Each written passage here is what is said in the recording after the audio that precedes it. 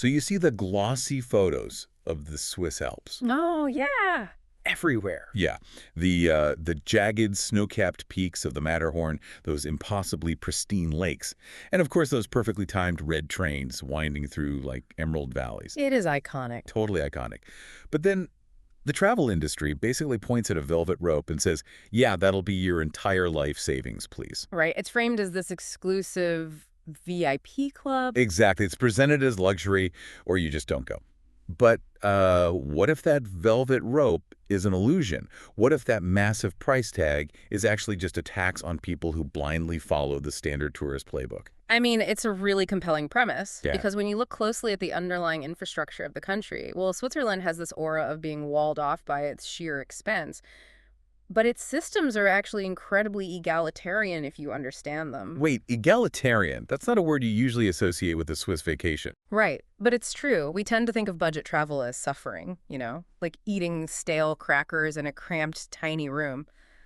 But the reality of a 2026 Swiss journey is that budget travel is entirely about behavioral adaptation. Which is exactly why we are pulling apart a massive stack of sources today. I'm so excited for this deep dive. Me too. There is so much good data here. We've got 2026 travel guides, meticulous financial breakdowns, deep dive data from anti-waste apps, and some incredibly candid on-the-ground Reddit threads from people who have literally cracked the code. The real boots-on-the-ground intel. Exactly. So our mission today is simple. We are exploring Switzerland on a strict budget without sacrificing any of the magic. Okay, let's unpack this, because before you can even think about eating local cheese or hiking a glacier, we have to look at the absolute foundation of your trip. Yeah, the logistics. Right. If you don't understand how to move across this terrain, your budget is completely destroyed by noon on day one.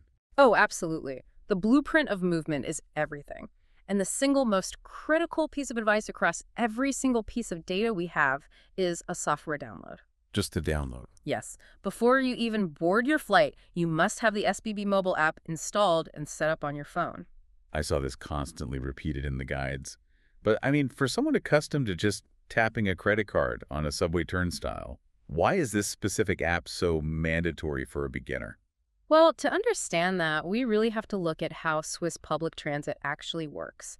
Because in most parts of the world, transit is heavily fragmented. Like different companies running different things. Exactly. A municipal government runs the city buses, a private corporation runs the ferries, maybe a national entity runs the major trains, and they don't talk to each other. Right. But Switzerland operates on something called the Tagfahrplan, which basically translates to clock face scheduling. It is a fully integrated network. Meaning everything runs on a synchronized heartbeat. Precisely. Think of the major SBB trains as the primary arteries, right? Pumping travelers between major hubs like Zurich and Geneva. Okay, I'm with you. Then the regional trains are the smaller veins, and those famous yellow post buses are the capillaries, pushing you deep into these remote mountain valleys. Oh, that's a great way to picture it. And the timing is engineered so that when your major artery train arrives at a station, the connecting bus or boat is already waiting for you. It's often just a 2-minute walk away, scheduled to leave almost immediately. That is incredible engineering. So the SBB app links that all together. Right. It doesn't just show you a train schedule. It calculates the multimodal route from your hotel door to a remote alpine trailhead. It integrates the walking times, the platform changes, and the exact ticketing required. Wow. But let's talk about the money, because just knowing when the bus leaves doesn't automatically save me cash, right? Yeah. How do we manipulate this app to protect our wallets? The mechanism you are looking for is the Super Saver ticket. The Swiss Federal Railways use dynamic pricing to manage grid load. So they want to spread out the crowds. Exactly. They want to incentivize travelers to use the network during off-peak hours to prevent overcrowding on commuter routes. So basically avoiding the 8 a.m. rush hour. Yes. If you are willing to travel at, say, 10:30 a.m. instead, and you book up to 60 days in advance through the app, the algorithm will offer Super Saver tickets that can discount the standard fare by up to 70%. 70%. That is massive. It is, but there is a catch. These are capacity controlled and entirely inflexible.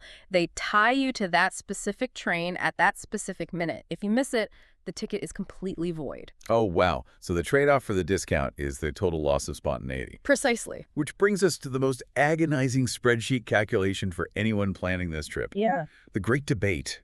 The Swiss Travel Pass versus the half-fare card.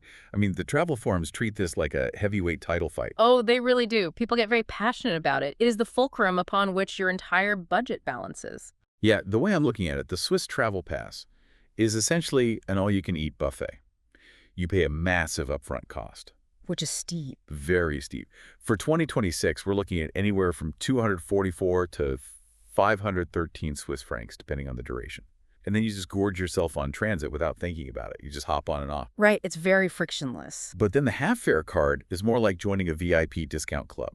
You pay a smaller entry fee of 150 francs for a month, but you still have to pay for every single trip, just at half price. Yeah. So, I mean, if I'm on vacation, my time and my mental bandwidth are valuable. Isn't the frictionless experience of the travel pass worth the extra money? For a specific type of traveler, absolutely. If you are doing a whirlwind multi-city sprint, like say 4 days jumping from Zurich to Lucerne to Zermatt, taking the premium panoramic routes like the Glacier Express. Sort of the big highlights. Yeah, and hitting 3 of the 500 included museums every single day.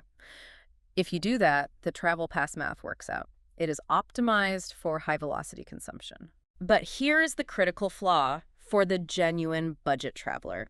It creates a sunk cost fallacy. Wait, how so? Well, when you drop 500 francs on a pass, you feel psychologically obligated to use it constantly. You spend your entire trip sitting on trains just to get your money's worth, rather than actually stopping to experience a single location deeply. Oh, I totally do that at buffets. I just keep eating because I paid for it. Exactly. Furthermore, the travel pass does not cover everything, and this is a very common misconception. Really? I thought it was all-inclusive. No. When you get into the high Alps, the heavy infrastructure, like the mountain cable cars and funiculars, they are heavily privatized or operated by regional entities. Oh, no. Yeah. All right. The travel pass might only give you a 50% discount on these. And for ultra-premium excursions like the Jungfraujoch, it only offers a 25% discount. Wait, let me get this straight. So I pay over 500 francs up front, and I still have to pay hundreds more to get up the actual mountain. That is the harsh reality. And this is exactly why the half-fare card is the undisputed champion for budget strategy. You pay the 150 franc baseline. From that moment on, practically every piece of transit in the country is 50% off. Everything. Trains, buses, boats, and crucially, those incredibly expensive mountain cable cars. If you look at the math, you only need to spend 300 francs on standard transit tickets before the half-fare card pays for itself. That's not that much in Switzerland. Not at all. In a country where a round-trip mountain cable car can easily cost 100 francs, you hit that break-even point in 2 days. Everything after that is pure, unadulterated savings. I love how the math completely demystifies this, and our sources mention a hybrid trick here too, the Saver Day Pass. Oh, that is a brilliant loophole. The Saver Day Pass is a one-day unlimited ticket that also uses dynamic pricing. Like the Super Saver tickets. Exactly. If you know you have one massive travel day plan, say moving your entire base camp from Geneva all the way across the country to Graubünden, you can buy a Saver Day Pass months in advance. And you use the half-fare card with it. Yes. When stacked with your half-fare card, the algorithm can drop the price of that unlimited day pass down to 29 francs. 29 francs across the entire country seamlessly. That is amazing. Okay, so we've hacked the transit grid, we have the SPD app, we have our half-fare card. But where are we taking these trains?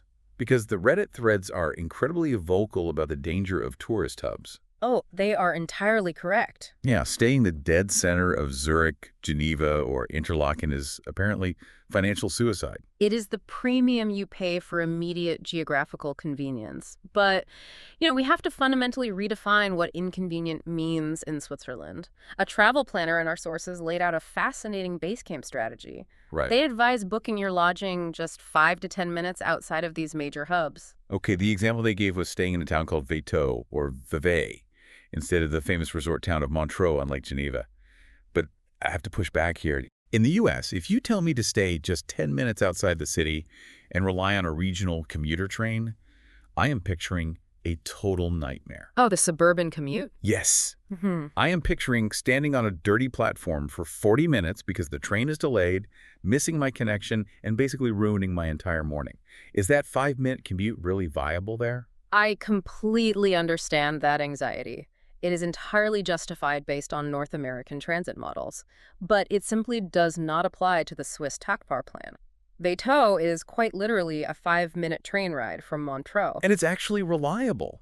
Because the trains run with microscopic precision, that commute is negligible. You can set your watch by it. You wake up in a quiet, authentic village. You walk 2 minutes to the local station, hop on a spotless train, and 5 minutes later you are standing in the center of the international resort town. Wow. But the difference in the nightly hotel rate, it can be a reduction of 40 to 60%. So what does this all mean? It means your base camp strategy dictates your entire financial runway. You use the reliability of the SBB network to geographically arbitrage your lodging. You stay in the residential valley instead of the resort peak. It's brilliant, and it also shifts your psychological state. How so? You aren't waking up surrounded by thousands of other tourists fighting for a spot at a hotel buffet. You're waking up in a real neighborhood. You watch the local kids walking to school. You see the actual commuter rhythms. Speaking of local rhythms, you drop your bags at your brilliant strategically located base camp. You've conquered the transit. But all that alpine air makes you hungry, and this is where most budgets go to die. Without a doubt. We need to talk about food, because walking into a standard Swiss restaurant and seeing a basic plate of pasta for 30 or 40 Swiss francs induces absolute sticker shock. Food is the most volatile line item on any travel budget. If you apply the default tourist behavior, which is eating at sit-down restaurants 3 times a day, you will hemorrhage money. Just bleed cash. Yes. You must pivot to understanding how the Swiss themselves eat well, daily, without bankrupting themselves. And the answer is found in the aisles of their specific supermarket duopoly, Coop and Migros. Yes, the supermarket strategy. I am mildly obsessed with how highly our sources praise these grocery stores, and we really need to elevate the listener's perception here. Absolutely. Because we aren't talking about sad, fluorescent-lit convenience stores selling stale potato chips and mystery meat hot dogs on rollers. These are culinary ecosystems. They're essentially national institutions. Migros and Coop control the vast majority of the Swiss grocery market. But what makes them fascinating is that they operate as cooperative structures. Corporations. Right. They are not standard publicly traded conglomerates trying to maximize shareholder value at all costs. This structure profoundly influences their supply chains. They prioritize high-quality, regionally sourced products. They are designed to serve the community, which means the quality floor is incredibly high. And there is a wild historical quirk to Migros that first-time visitors will completely fail to understand if they don't know the backstory. Oh, the alcohol rule. Yes, Migros does not sell alcohol. Yeah. You cannot buy a single drop of wine or beer in their standard stores. That is a direct legacy of its founder, Gottlieb Duttweiler. He was a fascinating populist figure who founded Migros in 1925 to break the pricing monopolies of local grocers. I read he started by selling coffee out of trucks. He did.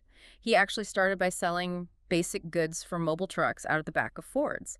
But he built the cooperative on strong social principles. And one of those was that alcohol and tobacco were destructive to public health and to working-class family budgets. That's amazing. To this day, over a century later, the cooperative honors that foundational value. If you want a bottle of wine, you go to Coop. Okay, so if I want to pair my lunch with a local Valais wine, which, by the way, the Swiss famously rarely export, so you literally have to drink it there, I go to Coop. But let's actually walk through what assembling a meal looks like here. Sure, let's build a lunch. I want to build a lunch that would cost me 45 francs on a mountaintop. I walk into Coop. What am I buying? Okay, you start at the bakery section. Swiss bread is heavily regulated for quality. So you grab a fresh burley, which is a classic roll, or a crusty baguette. Then you bypass the pre-packaged aisles and go straight to the manned deli counter. The deli counter, got it. This is crucial.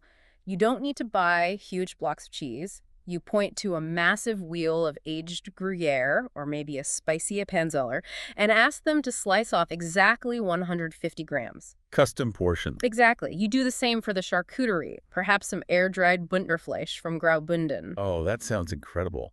And I noticed the sources mention specific budget labels to look for while you're in there. Yes, the cooperatives have tiered pricing. Migros has their M-Budget line, which is packaged in very distinct green and white branding. Coop has pre-guarantee in pink and white. Are those like generic lower quality brands? Not at all. These are not inferior products. They are high-quality staples, aggressively priced to ensure affordability for all citizens. You can grab a bag of pre-guaranteed trail mix, some fresh seasonal fruit, and your custom deli selections. The math on this is a complete paradigm shift. I mean, if I take a funicular up to a summit like Pilatus, A restaurant lunch is going to cost me a fortune, and I'll be eating it in a crowded, noisy dining room. Right. But if I assemble this bespoke, high-end charcuterie picnic at a valley supermarket, it costs maybe 8 to 12 francs. I put it in my backpack, hike up to a ridge, and I eat the exact same food sitting on a rock with a $1 million private view. It completely transforms the meal. It goes from a financial burden into a memorable, active experience. But there is a massive cultural trap here at the checkout counter that we must address. Oh, yes. The reusable bag. Our guides essentially scream this at the reader. Yeah. Buy a reusable shopping bag immediately or bring one from home. It's vital. I know the listener might be thinking, sure, I try to be eco-friendly, but this is deeper than that in Switzerland, isn't it? It's not just a polite suggestion. No, it is a rigid cultural norm rooted in strict national waste management laws. In Switzerland, environmental consciousness isn't just a trend. It is legally and socially codified. So they don't just hand out plastic bags. Absolutely not. Disposable grocery bags are not handed out freely. They cost money. And asking for a plastic bag for 3 items will earn you a very specific look of disdain from the cashier. Oh, I'd hate that look. Carrying your own bag is the baseline expectation of adulthood there. If you don't have one, you instantly mark yourself as an unprepared tourist, and you bleed a few extra francs every single time you buy a snack. It's those little friction points that add up, right? Yeah. Speaking of reducing waste, the tech ecosystem for food in Switzerland is incredibly evolved. We have to talk about these apps, specifically Too Good To Go and Rapideer. The Reddit travelers treat these like cheat codes. The integration of technology to solve food waste in Switzerland is remarkably efficient, but it requires strategy from the user. Let's look at the mechanics of Too Good To Go first. Okay. The app allows restaurants and supermarkets to sell near-expiry surplus food at the end of the day at a massive discount, usually about a third of the retail price. Yeah, the sources show people getting a surprise bag from Migros with an 18 franc retail value for just 5.90 fifter. That is insane leverage. But the skeptic in me has to wonder, what is actually in the bag? Am I just getting a box of bruised bananas and stale donuts? That is the exact nuance the data warns us about. It is a surprise bag, meaning you are entirely at the mercy of the day's specific inventory algorithms. The sources are clear on this. Avoid the filler bags. What's a filler bag? If you buy a bag from a random cafe, you might end up paying 5 francs for leftover iced coffees and a single stale bagel. You want caloric density and nutritional value. So what's the targeted strike? How do we use it best? You target the major supermarket vegetable bags or the end-of-day bakery bags. A coupe vegetable bag will often provide enough produce to cook dinners for 3 entire days. Wow. But true budget optimization comes from stacking this with the Rapin app. Too Good To Go is reactive, right? It solves yesterday's surplus. Right. Rapin is proactive. It aggressively scrapes current weekly grocery prices across all the major chains. Migros, Coop, Aldi, Lidl, Denner. So you use Rapidan to plan your baseline survival, basically finding out who has pasta and chicken on sale this week. And then you use Too Good To Go as a wild card to score luxury items or fresh produce for pennies. Precisely. That is next-level logistical warfare against high prices. Oh, you love it. Now, we cannot talk about restaurants and eating without addressing the massive culture shock surrounding drinks. Oh, the water issue. Yes. I want to speak directly to the first-time American visitors on local drinking habits. Because as an American, the moment you sit down at a restaurant in the U.S., a server drops a giant glass of free ice-cold water on your table. It is a constitutional right. You don't even think about it. But in Europe, and absolutely in Switzerland, water is a revenue stream. It requires a fundamental shift in expectation. Because Switzerland possesses some of the cleanest, most mineral-rich, safe tap water on the entire planet, it flows directly from alpine sources. It's famously good water. It is. However, the restaurant business model does not automatically include dispensing it for free. If you sit down and simply ask the waiter for water, you are implicitly ordering a bottled mineral water, and you will see a charge of perhaps 5 to 8 francs on your bill. Yeah, I've seen travelers lose their minds over this on forums. They're typing in all caps, they charge me for water. To avoid the charge, you must explicitly request tap water. And the mechanism of communication matters here. In the German-speaking cantons, you politely ask for Leitungswasser. Leitungswasser. Got it. In the French-speaking areas, it is un carafe d'eau. And even then, be prepared that some establishments may still charge a nominal service fee of 1 or 2 francs for the labor of washing the glass, though it is drastically cheaper than a branded bottle. But the true hack, the way to completely eliminate hydration from your budget, is the Watrify app. Because you shouldn't be buying drinks at lunch anyway, right? Exactly. The public infrastructure makes buying water entirely obsolete. The Watrify app maps the public fountain network. And just to give you a sense of scale, there are over 1,200 free, continuously flowing drinking fountains in the city of Zurich alone. 1,200 fountains in one city. That is staggering. And they aren't just utilitarian metal pipes either. Many are gorgeous historic stone monuments located in public squares. The water is constantly monitored, freezing cold, and perfectly safe. That sounds amazing. The cultural baseline is that you carry a high-quality reusable water bottle and you simply top it off at these fountains all day, whether you are walking through Bern or hiking a high alpine trail. Free alpine hydration. I'm all about that.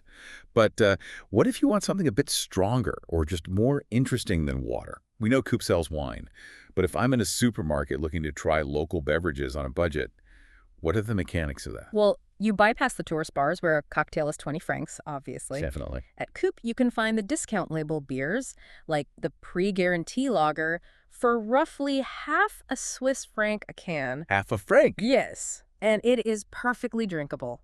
But the more fascinating cultural immersion is exploring non-alcoholic Swiss staples. Like Rivella.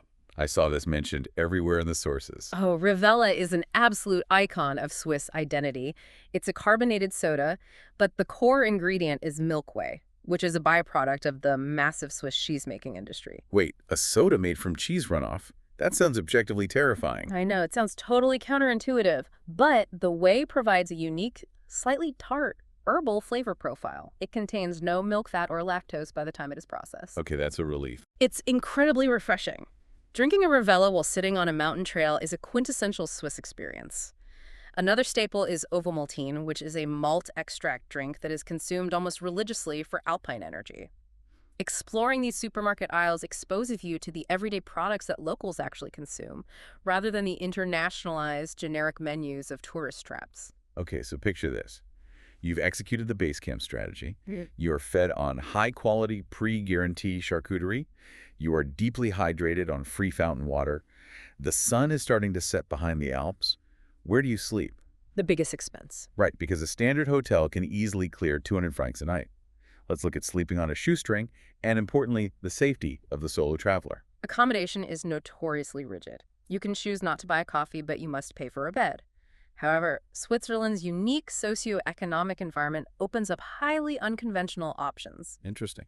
To understand why these options are viable, we must first look at the baseline safety economics. The Reddit threads I read were adamant about this. Solo travelers, especially women, often have to pay a safety tax in many countries. Yeah. Like opting for more expensive central hotels just to ensure security. Sadly, yes. But multiple sources compared Swiss safety directly to Japan. One user literally said, you can leave your backpack on a park bench, go get a coffee, and it will still be there. Is that hyperbole? While standard situational awareness should never be abandoned, no, the data supports a remarkably low crime rate, particularly regarding violent crime or opportunistic theft. Wow. The societal wealth, the dense social safety nets, and the cultural emphasis on order create an environment of extreme security.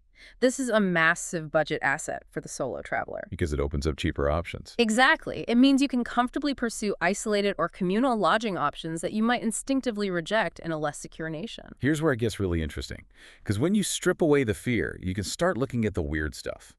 Like sleeping in a barn hammock for 15 francs a night. It sounds absurd to a luxury traveler, but it is a highly engineered budget solution. Ballmer's hostel in Interlaken is famous for this.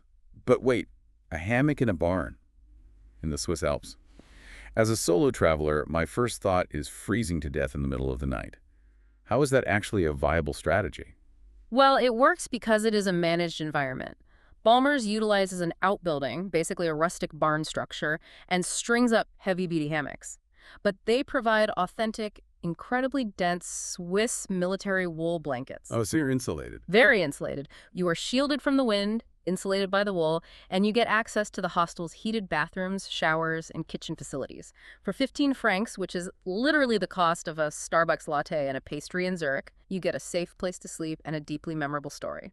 And if hanging from the rafters isn't your speed, the Swiss Youth Hostel Association, the YHA, operates a network that absolutely destroys the stereotype of the gritty, loud backpacker party hostel. The YHA network is fascinating because of the architecture they repurpose. They emphasize meticulous cleanliness and order. A standard booking usually includes a robust, high-quality breakfast buffet. Which saves you another meal cost. Oh, exactly. Mm. But the locations are what make them special. For instance, the youth hostel in Bergdorf. Yes, the sources highlight this. It is literally housed inside a renovated 800-year-old medieval castle. You are sleeping in a fortress on a budget, only in Switzerland. It's brilliant. But there is another option that leans heavily into rural culture called sleep in straw. Yes. This is a formalization of agritourism. Through decentralized platforms like myfarm.dretch, local agricultural workers open up their property. So you're on a real farm. Yes, you are booking a spot in a working barn. The farmer lays out a thick bed of fresh, clean straw, covers it with blankets, and you sleep there, usually for around 30 francs. And what's the economic mechanism there? Why do the farmers do it? It creates a crucial secondary revenue stream for small-scale alpine agriculture, which is incredibly difficult to sustain financially. It cuts out massive corporate hotel chains and puts your money directly into the pocket of the family, maintaining the local landscape. That's a great model. Plus, that 30 francs almost always includes a massive breakfast made from ingredients produced entirely on that farm. Fresh milk, homemade jams, local cheese. It is rustic, it is safe, and it is a direct injection of capital into the local community. Now, what if I am completely mobile? Like, the van life movement is huge right now, and bringing a tent seems like the ultimate budget hack. Can I just drive into the mountains, find a beautiful glacial lake, and pitch a tent for free? The concept of wild camping is incredibly complex in Switzerland, and attempting it blindly is the fastest way to ruin your trip. Oh, really? Oh, yes. The Swiss Alpine Club, the SAC, alongside federal environmental agencies, fiercely protects the landscape. The rules are intricate. Wild camping is strictly forbidden in the Swiss National Park, in designated wildlife rest zones, and federal hunting ban areas. So I can't just park anywhere. If you pull a camper van to the side of a picturesque lake in a valley, you are almost certainly on protected or private land. So as a solo traveler in a van, trying to do it for free just sounds like a recipe for constant anxiety. You'd be lying awake waiting for a 500-franc fine or a police knock on the window. Exactly. Even for a simple tent, the SAC generally only tolerates it above the tree line, in the high alpine, rocky zones, and even then only for a single night, setting up at dusk and packing up at dawn. It is physically demanding and legally perilous for a casual tourist. This is where our sources point to an app-based solution to solve the tragedy of the commons: microcamping. Yes, platforms like the Stay Free app. This is the legal, ethical alternative to wild camping. Microcamping formalizes the process between van lifers and private landowners. How does it work? Well, a farmer in the Emmental region might list a small patch of grass near their orchard on the app. You pay a nominal fee, perhaps 15 to 20 francs. What does that actually get you? It buys you absolute peace of mind. You have the explicit legal permission of the landowner. You aren't hiding. You often get access to a freshwater hose or a basic compost toilet. That's a huge upgrade from hiding in the bushes. Exactly. You get the idyllic, isolated nature experience of wild camping, but without the crippling anxiety of illegality. And again, the funds support the rural economy. Okay, so you are well-rested, you slept in a castle or on a farm or in your van under an apple tree. You have hundreds of francs saved up from bypassing the luxury resorts. Now, what do you actually do all day? Time to explore. Because the goal isn't just to survive, right? Yeah. It's to experience the magic. But we want high views with low costs.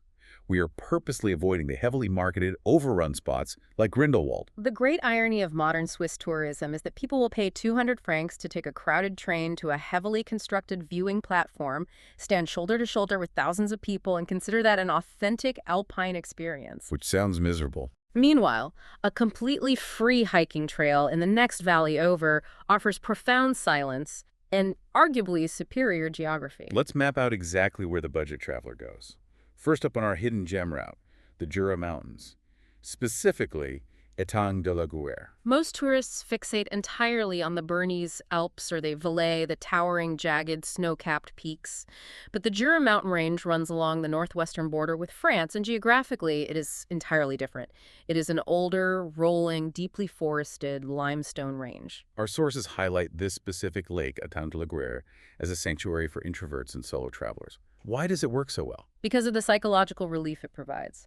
Étang de la Guerre is a marshy moorland lake surrounded by dense pines. The water is dark and highly reflective. It feels mysterious, almost ancient. How beautiful. And crucially, it acts as a geographic filter. The massive tour buses do not go there. It requires a slightly more deliberate transit route. You take the regional SBB train to a town like Saint-Léger and synchronize with bus 32. The integrated network strikes again. Exactly. You step off the bus and you are plunged into absolute quiet. There is a mostly flat, deeply peaceful 45-minute walking path circling the lake. You will see incredible biodiversity, rare birds, local hikers. And it's free. It costs nothing but your baseline transit fare. It strips away the anxiety of mass tourism. I love that. What about cultural history? Like, I want to see historic architecture, but I don't want to pay 25 francs for a crowded museum ticket in Zurich. The guides bring up a place called Grabenmühl in Sigriswil. Sigriswil is fascinating because it borders the heavily touristed Interlaken and Lake Thun area, but sits just high enough on the terrace to escape the primary crush of visitors. And Grabenmühl is a remarkable artifact. It is a 300-year-old, fully functioning ancient watermill. What is the mechanical draw of a watermill for a modern tourist? It allows you to physically witness historic Swiss agriculture. For centuries, harnessing the kinetic energy of alpine streams to grind grain was the difference between starvation and survival during the winter. You can explore the wooden gears, the aqueducts, and the history of the miller trade. And the sources mentioned you can buy the flour they produce right there. That is the ultimate, authentic souvenir. Forget buying a plastic cow keychain made in a factory overseas. You bring home a bag of flour ground by a 300-year-old alpine stream. That's incredible. It's a tangible piece of history. But let's pivot to something with a bit more adrenaline. We want altitude. The funiculars. I always explain funiculars as a roller coaster, but for hikers. And the specific one flagged for budget optimization is the Gelmerbahn. The Gelmerbahn is a masterpiece of vertical engineering. To understand why it exists, you have to look at Swiss energy infrastructure. It was originally built in 1926 not for tourists, but to haul massive concrete materials up a sheer cliff face to construct the Gelmersee hydroelectric dam. It is a counterbalanced cable railway. Today, it holds the record as Europe's steepest open-air funicular, with a gradient reaching 106%. You are essentially traveling straight up a rock wall backward in an open wooden cart. It looks terrifying in the best way possible. But let's look at the budget strategy here, because you do have to buy a ticket for it. How is this a budget hack? It's about energy allocation. If you attempt to hike from the valley floor up to the Gelmersee Dam, you will expend all your physical energy on a grueling, exhausting vertical climb through the trees. I'd be dead before I reached the top. Exactly. By paying a relatively small fee, around 35 francs round trip, often less if you just buy a one-way up, you outsource the vertical ascent to the machinery. You pay for the altitude, but the views are free. Precisely. The machine deposits you at the high alpine lake. The water is an unbelievable milky turquoise due to glacial flour. Those are fine rock particles suspended in the water reflecting sunlight.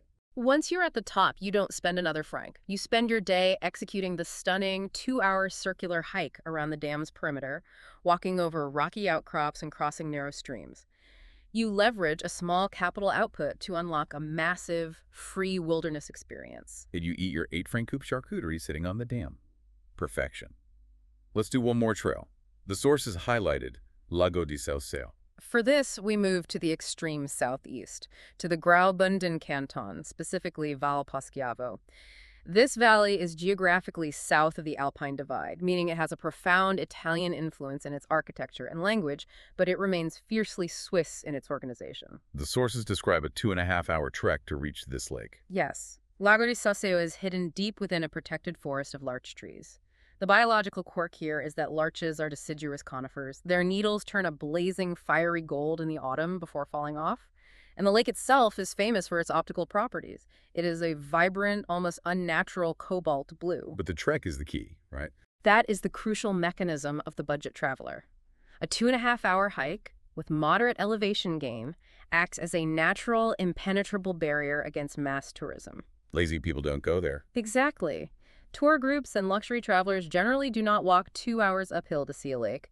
You are paying with your sweat equity rather than your wallet.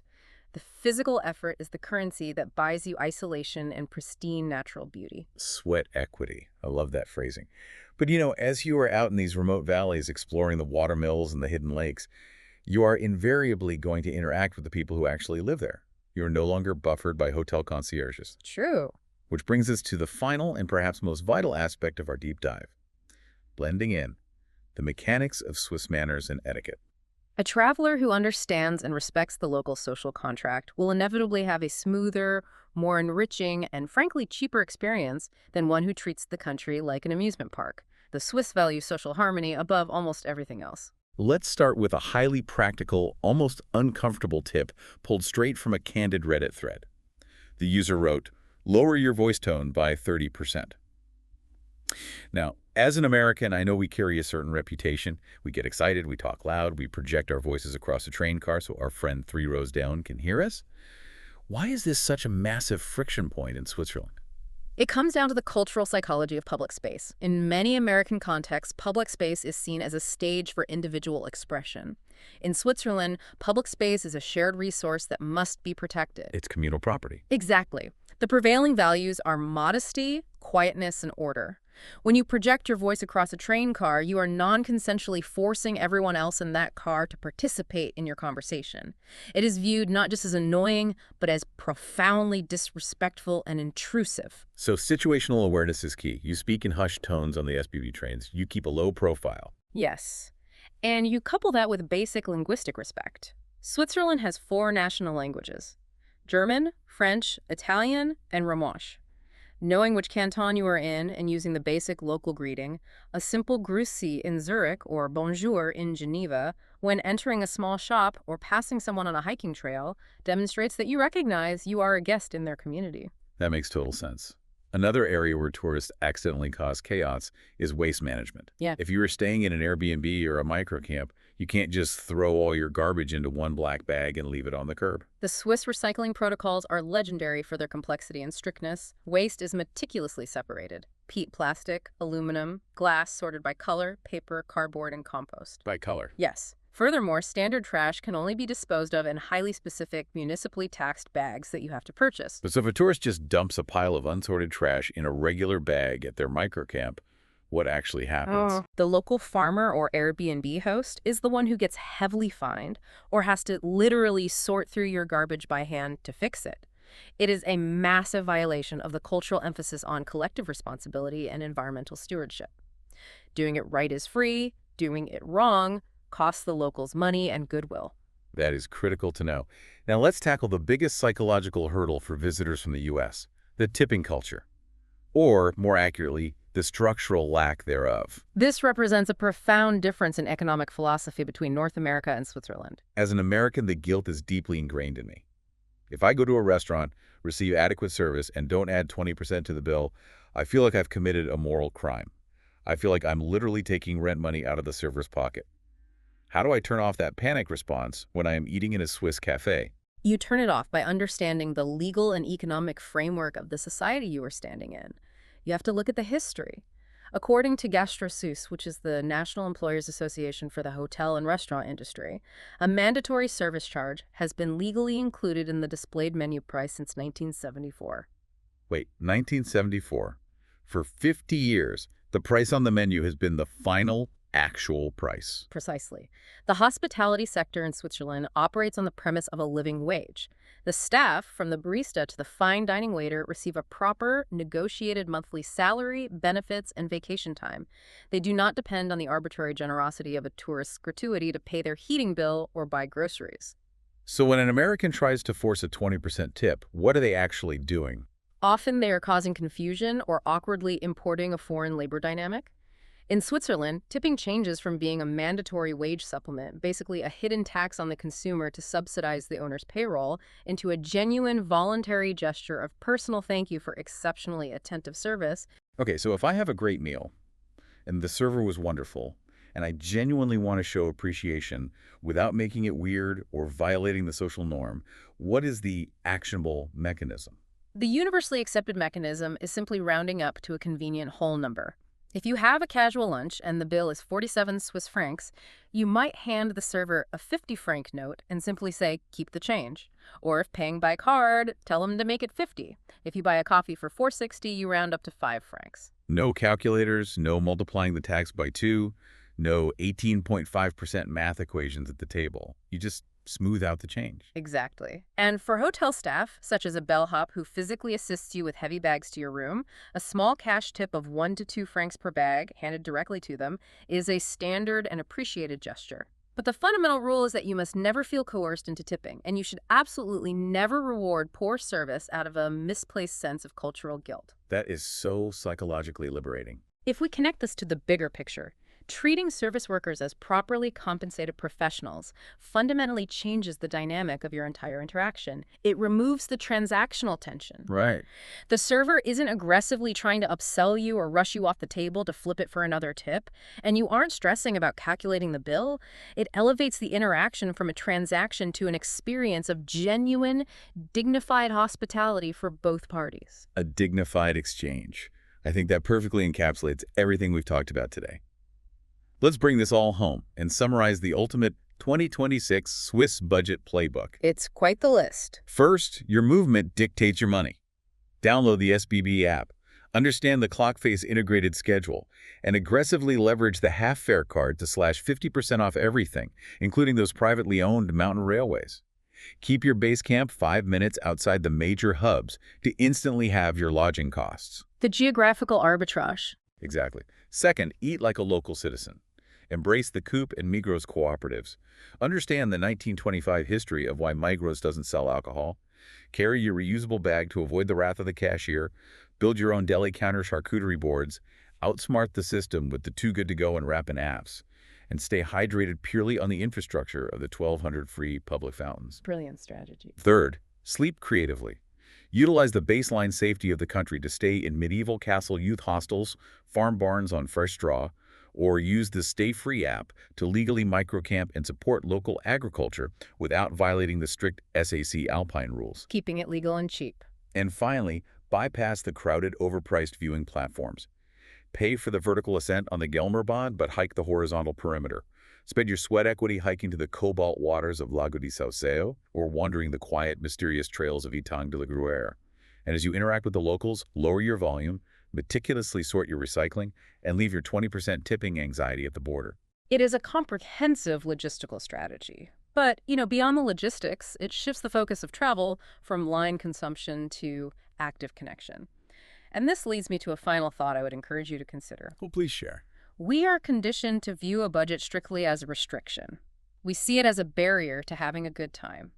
The internal monologue is always, if only I had more money, I could truly experience this country. Yeah, that's the usual mindset. But consider the alternative reality. In a highly developed destination like Switzerland, having an unlimited budget often acts as a trap. It traps tourists in highly curated, overcrowded luxury bubbles. You end up sitting on expensive, glass-domed panoramic trains surrounded exclusively by other tourists. You eat at generic, high-priced restaurants that have sanitized their menus to cater to international palates. You are insulated from the actual country. That's a great point. Being forced onto a strict budget violently strips that insulation away. It forces you to step off the beaten path. It forces you to figure out the transit grid and sit next to daily commuters. It forces you to interact with the local butcher at the supermarket deli counter. It pushes you to seek out the quiet, hidden trails because they don't cost an admission fee, and to wake up on a working farm smelling the fresh earth instead of sterile hotel bleach. Wow. So could it be that having less money to spend isn't a restriction at all, but rather the exact mechanism that buys you a far richer, more deeply authentic Swiss experience? A budget not as a limitation, but as the master key to the real Switzerland. Instead of just paying the velvet rope cover charge to stand with the tourists, you use your limitations to find the side door that the locals use. That is incredible. It really changes everything. Thank you so much for joining us on this deep dive. I hope you're feeling empowered rather than intimidated by the Swiss Alps. Go download that SBB app, buy a sturdy reusable grocery bag, practice your quiet train voice, and get ready to explore Switzerland completely on your own terms. We'll catch you on the next deep dive.